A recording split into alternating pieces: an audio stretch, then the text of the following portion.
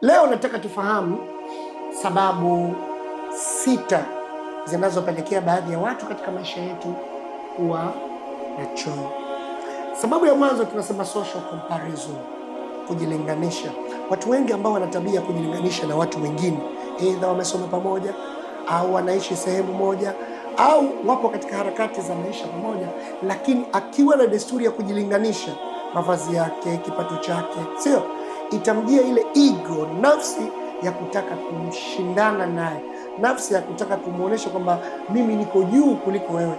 Hali hii automatically, kadri mwenzio anapopata manufaa, basi unajikuta kwamba unaumia na hatimaye unafanya choyo. Lakini sababu ya pili tunaita social stratification, mgawanyiko wa matabaka katika jamii. Kama katika jamii kutakuwa kuna matabaka, hasa matabaka makubwa ya wasomi na wanakuwa si wasomi, wenye uwezo na wasiokuwa na uwezo, sio? Hali hii italeta mgawanyiko wa watu. Kwa mara nyingi watu ambao wenye tabaka la juu kimafanikio watajitofautisha na watu wa tabaka la chini. Hali hii inapelekea watu wa chini na wao kutamani na wao waweko juu, ama watu wa juu kuwadhihaki watu wa chini. Hali hii inapelekea baadhi ya watu kuwa na choyo kwa watu waliopata mafanikio. Lakini sababu ya tatu inayopelekea watu kuwa na choyo ni tabia ya kutojithamini na kutojiamini katika maisha.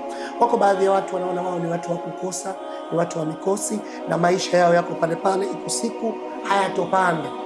Hali hii inawapa maumivu makali, hasa wanapoona baadhi ya wenzao wana mafanikio makubwa. Kwa hiyo hali ya kutokujithamini inapelekea hali ya kutokujiamini, na usipojiamini automatically utakuwa ni mtu kukata tamaa, na unapokata tamaa automatically unakuwa ni mtu mwenye kupoteza matumaini na kuwachukia baadhi ya watu wenye mafanikio.